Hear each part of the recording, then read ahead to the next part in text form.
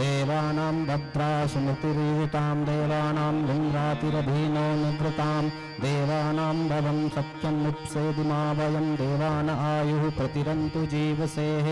ॐ स्वस्ति न इन्द्रो वृदक्षवाः स्वस्ति नो पूषा विश्वे वेदाः स्वस्ति नस्तारिक्षो अरिष्टनेमिः स्वस्ति न यो बृहस्पतिर्दधातु। ॐ भद्रं कर्णेभिः शृणुयां देवा भद्रं पश्यमाक्षिभिः यत्राः शिवैरङ्गैतुष्टवागुंसस्तु नोभिः वर्षेमहि देवहितं यदायुः। ॐ शान्तिरन्तरिक्षभुं शान्तिः पृथिवी शान्तिरापः शान्तिरोषधयः शान्तिः वनस्पतयः शान्तिः विश्वे देवाः शान्ति ब्रह्मगुं शान्तिः। शङ्करं शङ्कराचार्यं केशवं बादरायणं सूत्रभाष्यकृतौ वन्दे भगवन्तौ पुनः पुनः। ॐ श्री शङ्कराचार्याय नमामिः।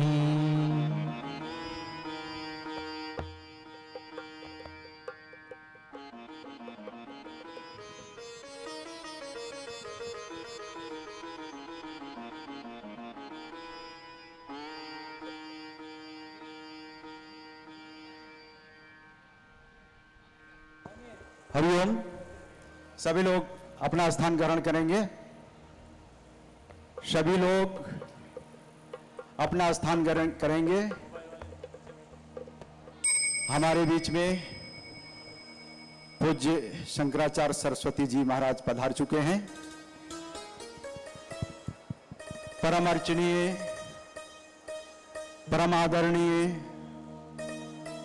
परम पूजनीय संत श्री आसाराम जी बापू के चरणों में हम सभी सत सत नमन करते हुए हमारे बीच पधारे हुए आदि गुरु शंकराचार्य अखाड़ा परिषद के संस्थापक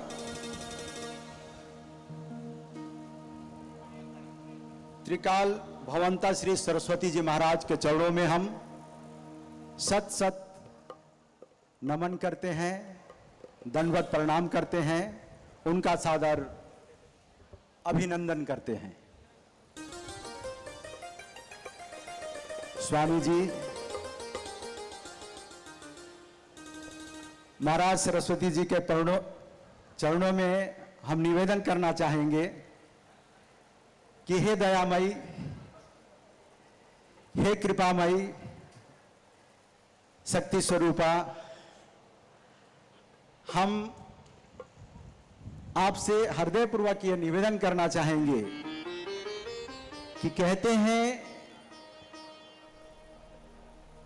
कि आकाश की कोई सीमा नहीं होती है, संतों की कोई जाति नहीं होती। उसी तरह हमारे पूज्य गुरुदेव का कोई माप तोल नहीं, कोई मोल नहीं।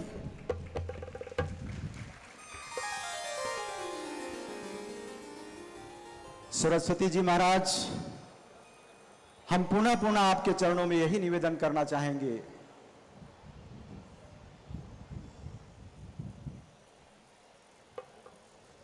कि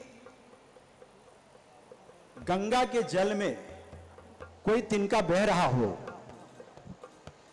और किनारे में स्थापित शिवलिंग में वो चढ़ गया हो और उस शिव को प्राप्त होने के बाद जिस तरह से अपने आप को धन्य धन्य महसूस करता है, हम सभी साधक भी बापूजी का सानिध्य पाकर धन्य धन्य महसूस करते हैं।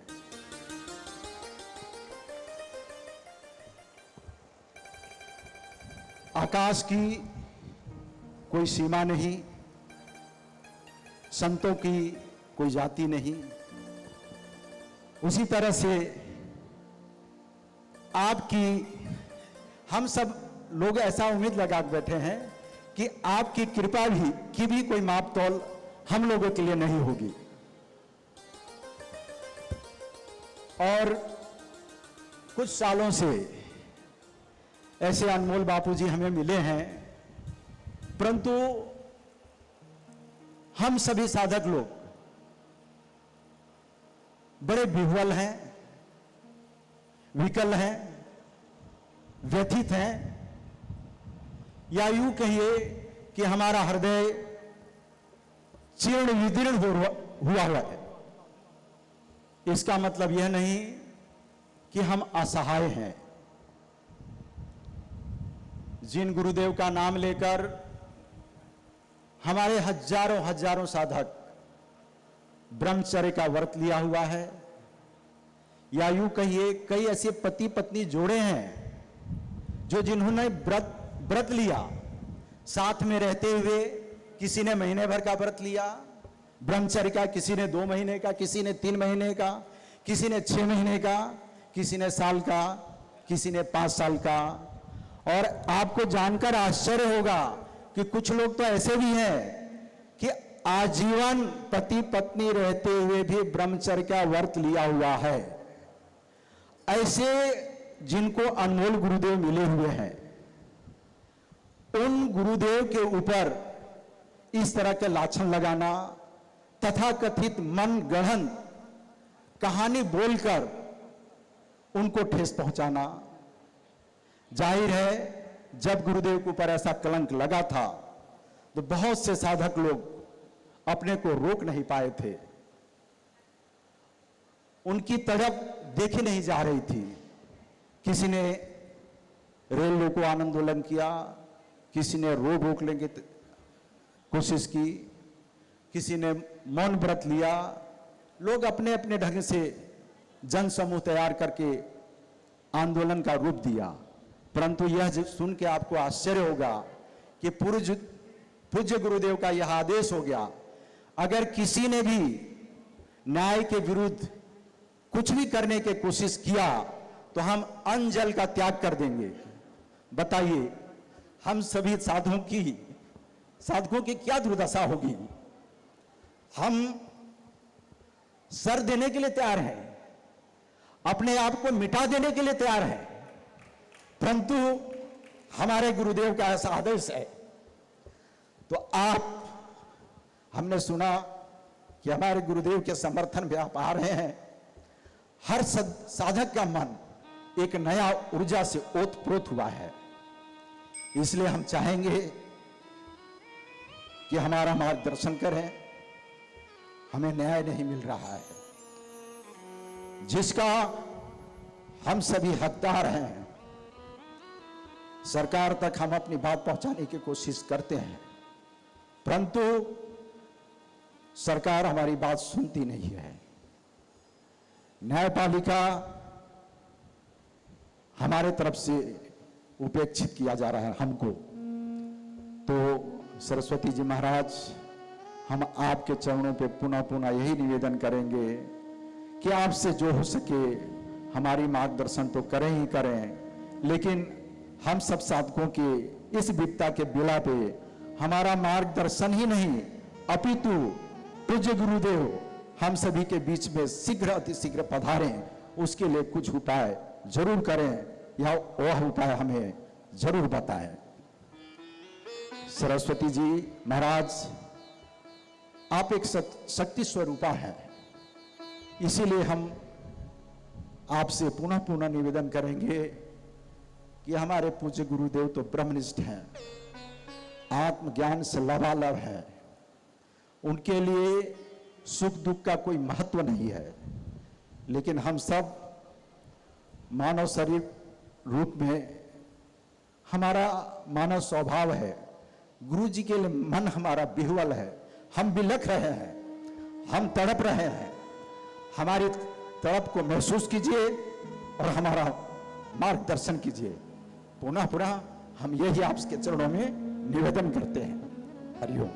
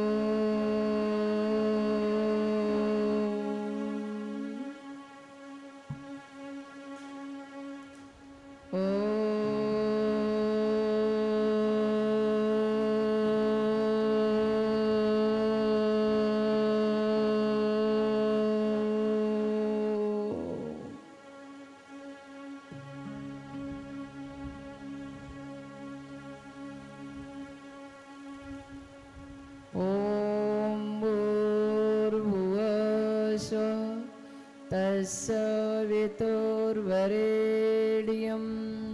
भर्गो देवस्य धीमहि धियो यो न प्रचोदयात्।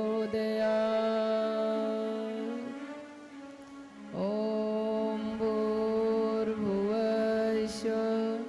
तस्य वितुर्वरेण्यं भर्गो देवस्य धीमहि धियो यो न प्रचोदयात्।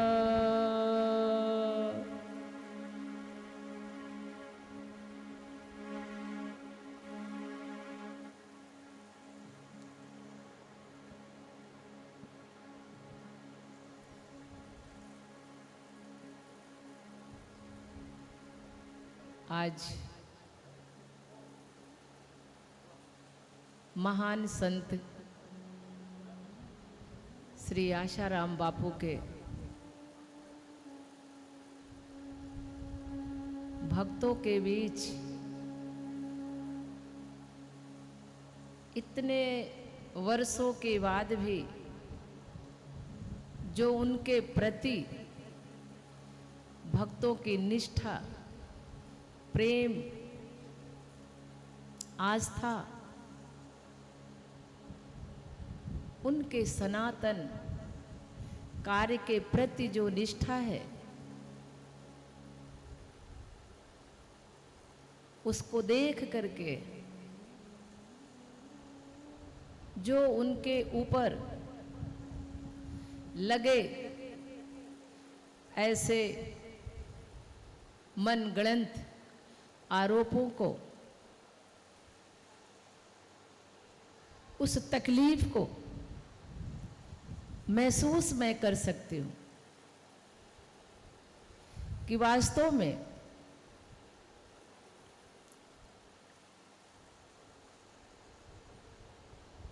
अच्छे कार्य करने वाले मानव रूपी देव कार्य करने के लिए इस पृथ्वी पर आसाराम बापू जैसे संत का जन्म होता है और मानव को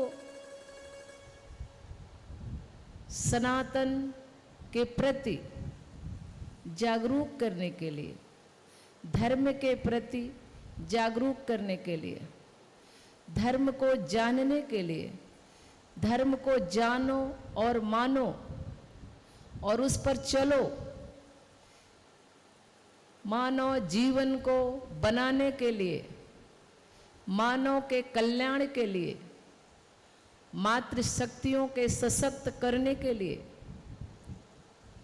मातृशक्तियों को एक दैवी शक्ति से जोड़ने के लिए जिन्होंने पता नहीं कितने प्रकल्प तैयार किए, ऋषि प्रसाद के रूप में उनके कथन ऋषि साधकों के पास जन जन तक पहुंचाने का दायित्व है।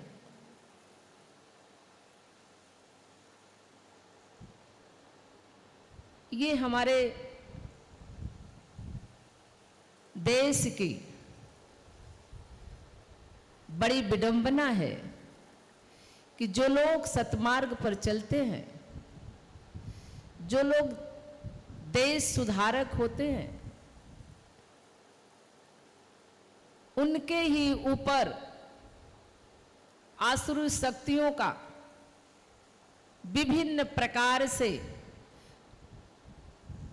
वार किया जाता है, लेकिन सत्य कभी झुकता नहीं है, सत्य कभी डरता नहीं है और सत्य कभी मरता भी नहीं है। सत्य तो सत्य होता है, सत्य परेशान होता है, सत्य की यही पहचान है कि वो परेशान चाहे जितना हो जाए पर उसकी पराजय नहीं होती है, उसकी पराजय नहीं होती है। ये शरीर है, ये मिट्टी से बना हुआ है। इस शरीर को नष्ट होने से उसका जो आत्मज्ञान है, जो उसके अंदर ज्योति का प्रकाश है, जो उसने मानव को दिया है, वो कोई उसे प्रकाश को बुझा नहीं सकता। वो आप लोगों को देख करके लगता है कि आप लोग आसाराम बापू के वो ज्योति हैं, वो प्रकाश है, जो पूरे मानव समाज में अपने साधकों के साथ साथ और लोगों को भी ये संदेश देने का कार्य कर रहे हैं। धर्म केवल आडंबर का नहीं है। सनातन हमारा कभी आडंबर में नहीं रहा। असली सनातन धर्म का मूल स्वरूप है। जैसे इस प्रकृति के नजदीक हम लोग बैठे हुए हैं, प्रकृति ने हमारे साथ किसी प्रकार का भेदभाव नहीं किया है। प्रकृति ने केवल एक नर और एक नारी, दो का ही इस पृथ्वी पर स्वरूप भेजा है, और जिस कार्य के लिए हमारे देवी देवताओं तरसते हैं, वही काम हमारे आसाराम बापू के द्वारा शुरू किया गया।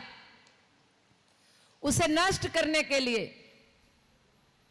करोड़ों करोड़ बेधर्मी शक्तियां, आसुरी शक्तियां अलग अलग तरीके से प्रभाव डाल रही हैं।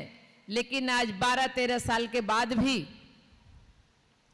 आप सब लोग एक ज्योति के तरह जल करके लोगों को प्रकाश दे रहे हैं। आसाराम बापू की जो वो सोच थी, जो वो ज्ञान था, जो वो करना चाह रहे थे, वो आप लोगों को तैयार कर दिया है। आप लोग झुकना नहीं, आप लोग डरना नहीं। जो सत्य है वो आज नहीं कल, जैसा आप चाहते हैं वैसा ही होगा।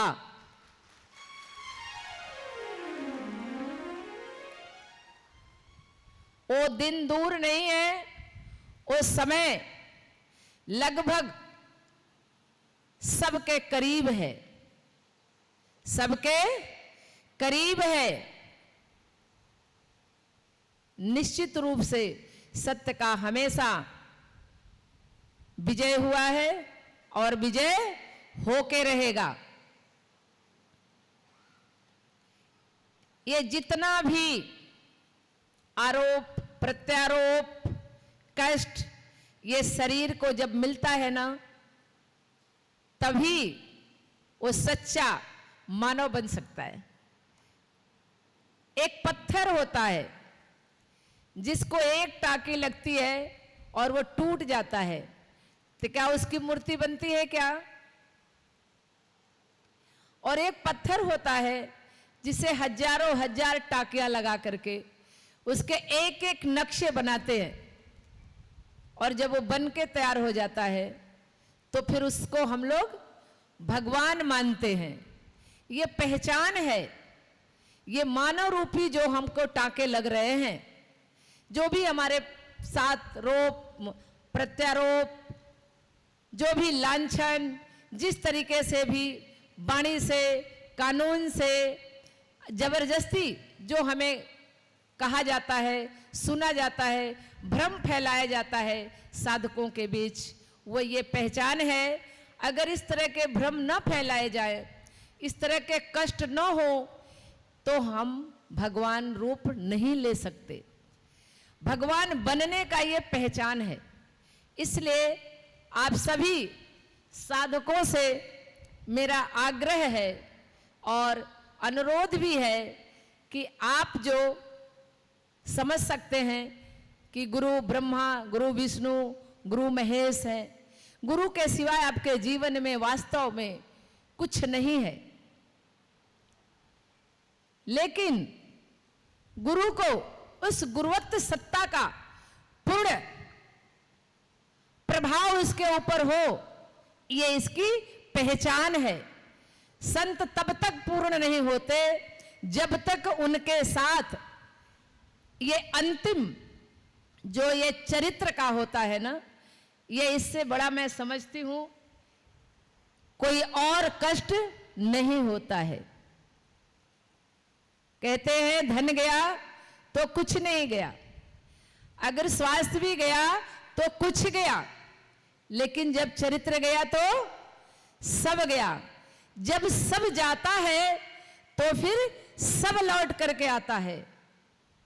जब तक सब जाएगा नहीं तब तक वो जो परमात्मा की पराशक्ति है उसका अनुभव नहीं होगा।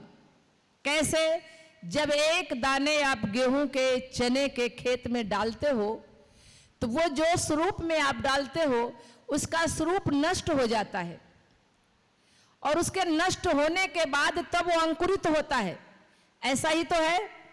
और उसके बाद फिर वो अपना स्वरूप लेता है, फिर वो पता नहीं कितने दाने लेकर के आता है।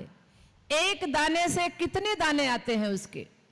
ठीक उसी तरह से एक शक्ति का नष्ट होने के बाद न जाने दैवी शक्तियां कितनी प्रकार की उसके अंदर प्रवेश करती हैं, और वो पूर्णतः उस शक्तियों का खुद अनुभव करता है, और समय आने पर अपने भक्तों के बीच भी अनुभव कराता है। आप सब लोगों को भी इतना जो समय बीता, इतना जो दिन बीता, इतने तरह के जो आपने कष्ट देखे, उससे आपको भी अपने अंदर एक शक्ति प्राप्त हुई। इसके बावजूद भी आप टूटे नहीं, आपकी श्रद्धा नहीं टूटी, आपकी निष्ठा नहीं टूटी, आपका विश्वास नहीं खत्म हुआ, तो वो वही शक्ति ट्रांसफर आपके पास होती है जो आज आप इन विषम परिस्थितियों में भी अपने गुरु के लिए खड़े हैं। गुरु के शरीर के लिए नहीं, गुरु के उस गुरुत्व सत्ता के कारण आप यहाँ पर सभी लोग स्वस्थ मन से इंतजार कर रहे हैं, उनका वेट कर रहे हैं। उस दिन का इंतजार है जब आप जैसा चाहते थे वैसा ही होने वाला है। पर जो चीज आसानी से मिल जाती है उसको हमें उसका उतना मूल्य समझ में नहीं आता है। जितना समय बीत रहा है, जितने क्षण बीत रहे हैं, जितने मिनट बीत रहे हैं, जितने घड़ी बीत रहे हैं, उतने तरह के आपके अलग अलग अनुभव हो रहे हैं कि नहीं? आवाज नहीं आ रही है हमारे भाई साधकों के तरफ से? इतने सालों में आपको कितने तरह के अनुभव हुए होंगे। अगर आप महसूस कर सकते हैं, अगर आप एक साधारण साधक हैं, तो बापूजी को कितने अनुभव हुए होंगे, उनको कितने अनुभव हुए होंगे, और वो जेल में रह करके भी आपकी संरक्षण कर रहे हैं, आपको वो दैवी शक्ति दे रहे हैं जिससे आप अभी भी अपने साधना में लगे हैं, अपने कार्य में लगे हैं, अपने निष्ठा में लगे हैं, अपने श्रद्धा में लगे हुए हैं। आपका विश्वास कम नहीं हो रहा। ये पहचान है कि आपका गुरु अच्छा है। ये जितनी भी आसुरी शक्तियां हैं हमेशा से दैवी शक्तियों के पीछे पड़ी रहती हैं। दैवी शक्तियों को रोकने के लिए इनका आक्रमण होता है, और आक्रमण ऐसे ही होता है, चाहे वो मेरे दुर्गा के साथ हो, चाहे काली के साथ हो, चाहे शिव के साथ हो, चाहे राम के साथ हो। राम के समय में उनको रावण के रूप में असुरी शक्तियां आई थी, और कृष्ण के रूप में कंस के रूप में आए थे। ठीक उसी तरीके से मां दुर्गा को जब वध करना था असुरी शक्तियों का, तो चंड मुंड वैसासुर का उन्होंने वध किया था। जितने समय बीत रहे हैं उतने ही आसुरी शक्तियों का वध दैवी शक्तियां अपने आप कर रही हैं, आपको करने की जरूरत नहीं है। आसुरी शक्तियां भौतिक जगत में अपने प्रभाव तो डाल सकती हैं, लेकिन दैवी शक्तियों को कमजोर नहीं कर सकती हैं। इसलिए हम सभी जो दैवी शक्ति हैं, जो यहाँ प्रसाद के रूप में, ऋषि प्रसाद के रूप में हम सब लोग एक दूसरे को देख रहे हैं, एक दूसरे को समझ रहे हैं, आपकी जो आस्था है वो प्रसाद हमें किसी न किसी रूप में मिलती रहेगी। मैं आज आप सब लोगों को वचन दे रही हूं, मेरा जीवन केवल सन्मार्ग पर चलना, सत्कर्म को करना, सत वचन को जन जन तक पहुंचाना, और जो भी सनातन के लिए संत महात्मा आप जैसे साधक कर रहे हैं, हम उनके साथ हैं और उनके साथ मिलकर के उनके कष्टों का निवारण करने के लिए उनके साथ सदा हमेशा रहेंगे।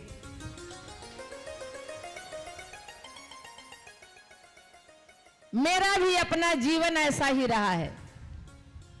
मुझे भी भौतिक जगत के आसुरी शक्तियां बड़े बड़े सब परास्त करने के लिए लगी हुई है, लेकिन आपके बीच आना था तो आना था। ये भौतिक जगत का एक शरीर छोटा सा है, लेकिन जो कार्य ईश्वर मुझसे ले रहा है वो खुद मां भगवती अपना कार्य को कर रही हैं। तो जो ये आसुरी शक्तियां प्रभाव डाली हैं, डाल रही हैं, जो अच्छे कामों में रुकावट डाल रही हैं, जो बार बार हम मीडिया के माध्यम से हमें भी जानकारी होती है कि आसाराम बापू को कोई आरोप नहीं है, फिर आरोप आ जाते हैं, फिर उनको छूट जाते हैं, फिर उनका निरस्त हो जाता है, वगैरह वगैरह, जो भी कानून के माध्यम से, समाज के माध्यम से, कुछ आसुरी शक्तियों के माध्यम से समाज में भ्रम हमेशा फैलता रहता है।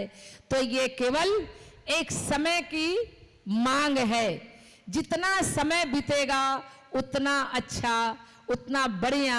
वो सोना जितना तपाया जाता है, जितना पीटा जाता है, उतने उसमें चमक आती है। सोना कभी खत्म नहीं होता है, चाहे जितना भी उसे जलाया जाए, जितना भी तपाया जाए। तो आप लोग प्रसन्न चित्त से ये सोचिए, ये समझिए कि जितना भी ये हो रहा है हमारे सोना जैसे गुरु का तपाया जा रहा है, और सो गुरु जितना तपेगा उतना ही प्रकाश हमें इस दुनिया में हमारे साथ साथ पूरे मानव समाज में फैलेगा। यही आपकी पहचान है।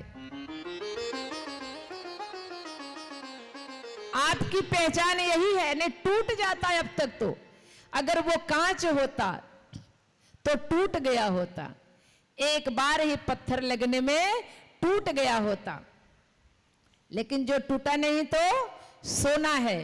सोने को आप लोग पहचानिए और उसको बचा के रखने का उपाय केवल आप साधना रत रहिए, उस मार्ग पर चलिए, औरों को चलाने के लिए उनको जोड़ने का प्रयास करिए पूरी निष्ठा और विश्वास के साथ। हम यहाँ के सभी ट्रस्टी और साधक भाइयों से आग्रह करते हैं, निवेदन करते हैं कि मेरा जब भी आपको जरूरत हो, आधी रात को भी तो आपके साथ हम खड़े हैं। हमारी मातृशक्ति, हमारा अखाड़ा, हमारी पीठ, जितनी भी साधवियां हमसे जुड़ी हुई हैं, जो भी साधक हमसे जुड़े हुए हैं, वो आपके सत्कर्म के लिए, सत्मार्ग पर चलने के लिए और सत्वचन के लिए आपके साथ हैं। सत्कर्म के लिए जब भी आप मुझे पुकारेंगे हम आपके साथ हैं और साथ रहेंगे, और साथ चल करके ये जो प्रकाश की ज्योति है, जो सत्य की ज्योति है, वो पूरे जगत को फैलाएंगे ऋषि प्रसाद पत्रिका के माध्यम से। यही मेरा आपके साथ वचन है। आप सभी लोग सनातनी हैं, सभी लोग आप साधक हैं। आपके चेहरे बता रहे हैं, चेहरे पर आपके मुस्कुराहट है, मुस्कुराहट ही नहीं है, तेज है।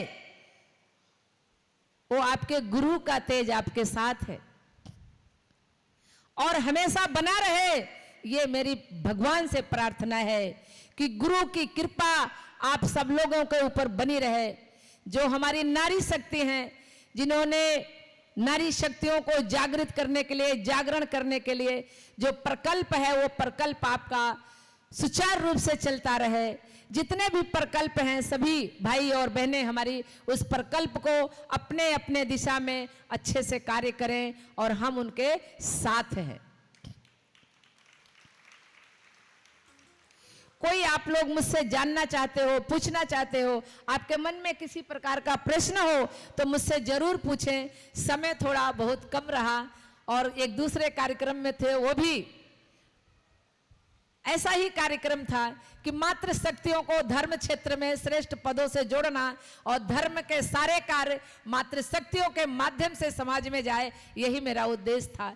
जिसके लिए आप लोगों के बीच आने में देर हुई, इसके लिए क्षमा प्रार्थी है, क्षमा चाहते हैं। आप लोगों को मेरा बहुत इंतजार करना पड़ा, इसके लिए क्षमा चाहते हैं। आगे हमेशा मिलते रहेंगे और मिलके कार्य करते रहेंगे।